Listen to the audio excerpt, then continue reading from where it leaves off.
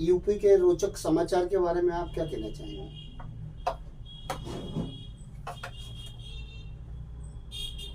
आपने बड़ा अच्छा सवाल किया कि महाराष्ट्र और झारखंड में चुनाव चले, उपचुनाव भी हुए अनेक राज्यों में और सब कुछ हुआ।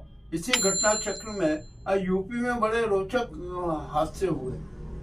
भदोही के सांसद हैं, उन्होंने मतदाताओं को लुभाने के लिए, माझी समाज के लोगों को, मतदाताओं को लुभाने के लिए मटन पार्टी की। और उस मटन पार्टी में उनका जो ड्राइवर वो मुख्य था, वो ड्राइवर ने एक अपने परिचित साथी को भी बुला लिया। और जब ये मटन परोसा गया तो जो वहाँ जो 200 आदमियों को आमंत्रित किया था, उसकी बजाय वहाँ हजारों की भीड़ हो गई। तो जब मटन का कहा कि ये तो कुछ गड़बड़ हो गया, ये क्या, कुछ भी ना बोटी आ रही है ना कुछ नहीं आ रहा है, आप ये जो पानी नुमा शुरुआत दे रहे हो, ये क्या, इसी बात को लेकर वहाँ हंगामे होने लगे।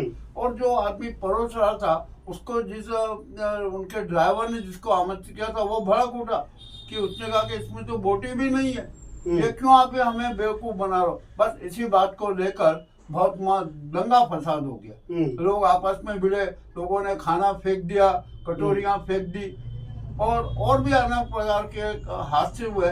उस हादसे में अनेक लोग घायल हुए और कुछ लोगों की हड्डियां टूट गई। और जब ये घटना होते देख भदोही के सांसद ने देखा तो वे 10 मिनट में उस घटना स्थल से बाहर निकले।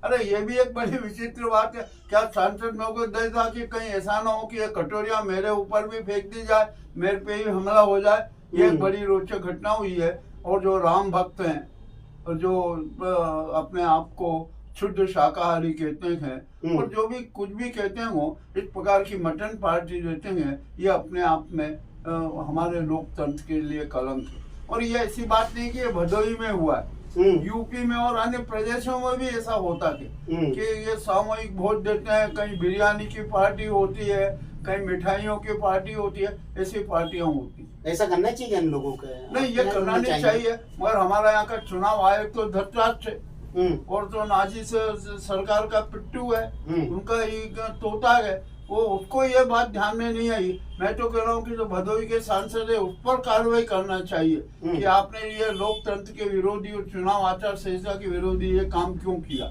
ये भी मतदाताओं को लुभाने का एक प्रयास है।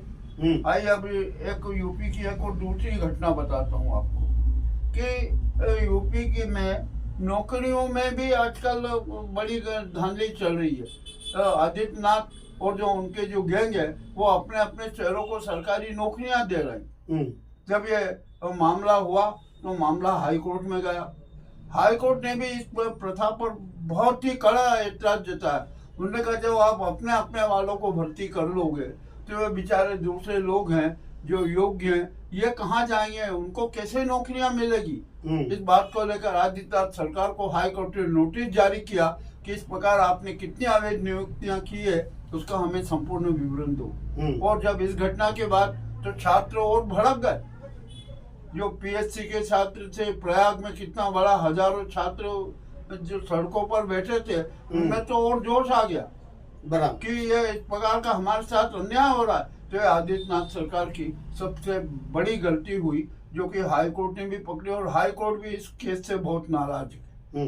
यदि इस देश में ऐसा ही चलता रहा तो यह उचित नहीं है। और जो योग्य प्रतिभाएं हैं, जिन्हें नौकरी मिलना चाहिए, जिनका अधिकार है, वो उनके साथ खुला खिलवाड़ है। यह यूपी की दो रोचक घटनाएं हम आपके सामने प्रस्तुत कर रहे हैं। निश्चय है कि आँख खोलने वाली घटना होगी। और अब लगता है कि आदित्यनाथ का भी समय नजदीक आ गया है। अब शायद वे मुख्यमंत्री के रूप में नहीं रहेंगे। ऐसी यह घटना से स्पष्ट संकेत मिल रहे हैं। आपका नाम? केसी यादव, ग्राउंड रिपोर्ट मुकेश लश्करी, थीम न्यूज चैनल उज्जैन।